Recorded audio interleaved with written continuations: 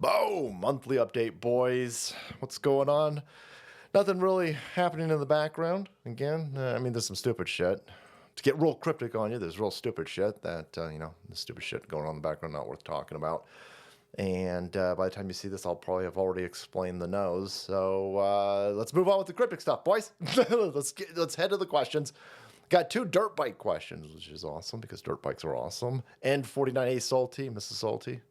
I would like to know how I can send you an off-road dirt bike gift for your collection. I appreciate that. And boy, I'm really sorry to hear that you're fighting fucking throat cancer. That's a heartbreaker, man. Give it hell, and then give it no quarter. And I appreciate you want to send something for the dirt bike collection. It's just I don't ever really get to ride my dirt bike. Lost Elf was asking, did you ever pull a trigger on a dirt bike? What brand did you choose? I got a Kawasaki. And because the Salt Queen doesn't want me to die, I got a 250. But I never really get to go out there and ride it. Unlike these, I have the wrong political persuasion. So you see all these scumbags in San Francisco and Oakland that'll take dirt bikes and quads, paragliders, and they'll run them through the fucking street. Nothing ever happens to these pricks. But if I take my dirt bike out onto my street over here, I want to get arrested immediately. Then they'll impound the fucking thing and probably steamroll it. And so... if you got some cool gear out there, find somebody who actually gets to ride. Mine, I just kind of like to be honest with you, I just like to look at. Dirt bikes are fucking awesome just to look at. But every now and then I do get to take it into the middle of nowhere and so thank you guys. And again, holy shit. And 49X. Godspeed with that fight. JD Ski, what's going on, brother? Is there any chance that you could keep the Odyssey stream going full length again? Yeah, there isn't as many people as Rumble, but that keeps the chat readable. I hear that, and I understand that people on these other platforms, it's easier to read them. We're trying to work with Rumble to get a more streamlined slow mode chat thing going for everybody. Basically, what's going on, because people are like, you're a sellout for Rumble. Yes, I am a sellout for Rumble. And I want Rumble to be highly successful. And so the reason why we shut the stream off halfway through is because we're trying to get people to that platform. I want to be a big streamer on that platform. I want to get them a stream, a constant stream that gets numbers like this, so then they can take that to investors and say, listen, we got people who are getting these, let's get some money into the system so we can get bigger and better pipes. So we can get some resources to get, tools and slow mode and these other things that the platform needs.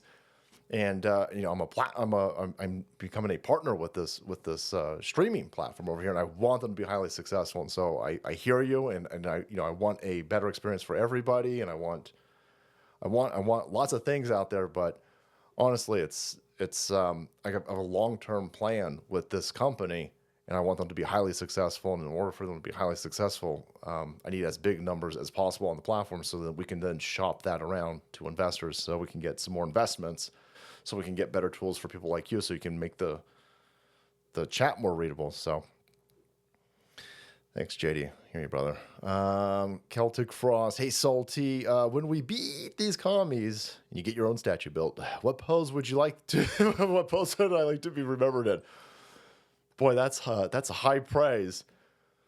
And I don't know, something where I got like 2 guns, I want a cowboy hat and I want revolvers and I want like a little sight to like like that. Even though that's highly that's highly bad form when it comes to gun safety. That's what I want for my statue.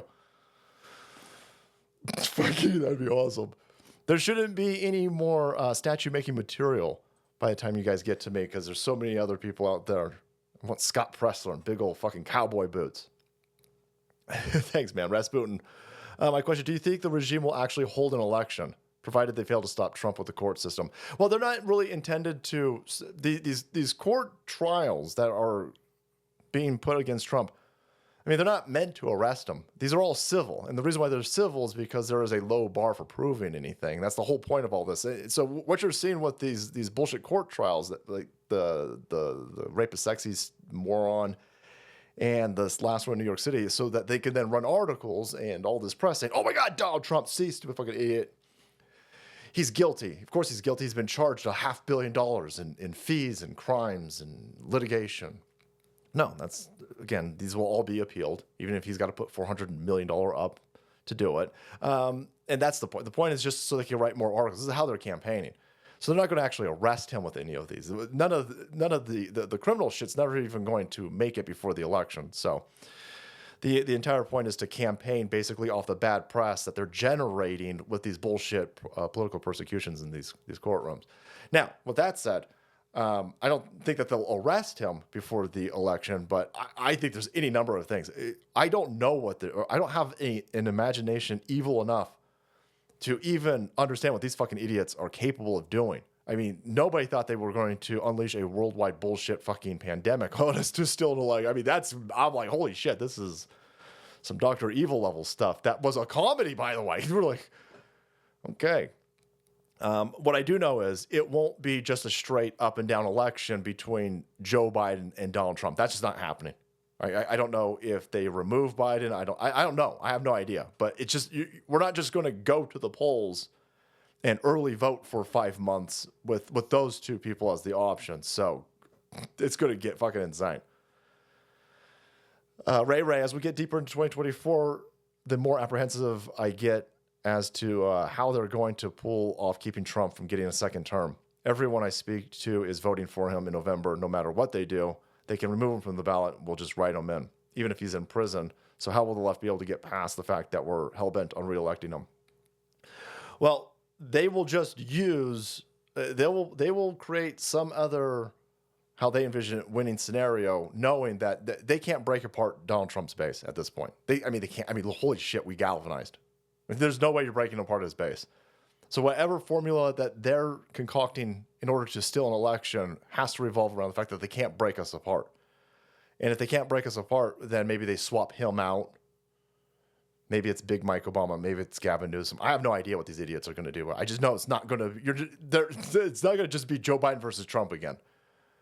But when it gets down to it, they saw that more than half, probably, because you got to take into account the normies. So you got the flaming lefty crazy people and the sleeping normies who won't even understand what's going on, and they'll just steal an election out in the open.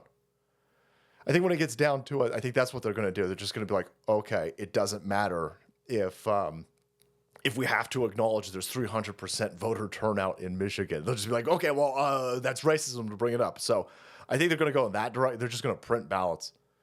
In Nevada, a whole bunch of people who didn't vote are like, holy shit, how did I vote? They're finding out today that they voted 3 weeks ago in the primaries. They're like, hold on a second, I didn't vote. Yeah.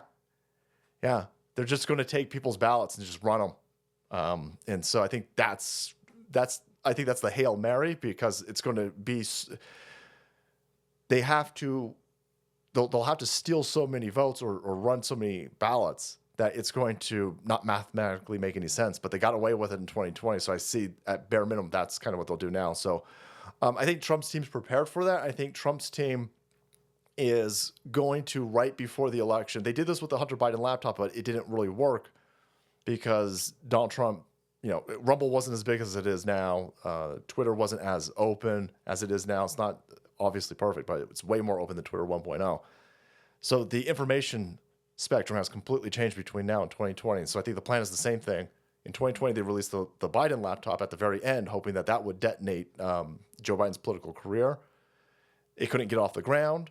And then the plan is to do it again in 2024, but with a lot of shit. And I think this time it will work.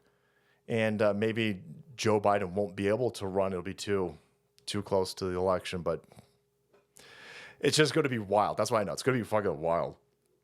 And Patty Cakes, my question is about Back in the Blue. Well, I hate the rampant criminality and the steep societal decline. Can't say that I'm really on the side of police either. The Constitution and case law limits their power, yet most law enforcement either don't know or blatantly ignore their oath of and violate the people's rights constantly without consequence. And then the court systems are all fucked up too. Biased judge.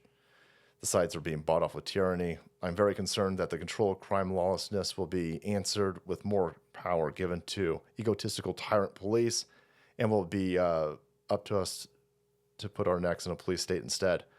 Any thought on the balance between dangerous freedom and peaceful slavery? No, you're 100% right. This is also the plan, by the way. The plan is to make. There is no way a good person is going to be a cop in Detroit. You're just not. Or like New York City or any of these places. It's impossible to do your job. That's by design.